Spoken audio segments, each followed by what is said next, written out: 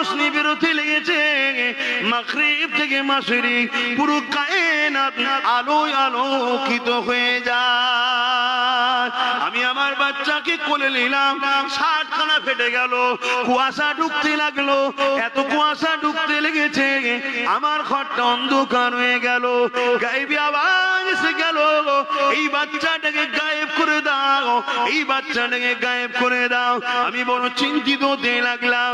গায়েবী আওয়াজ এসে যায়, চিন্তা করো না, তোমার বাচ্চাকে কুল কায়নাত ঘুরিয়ে দেখানো হবে, প্রতিটা মখলুককে দেখানো হবে, প্রতিটা মখলুককে চিনানো হবে।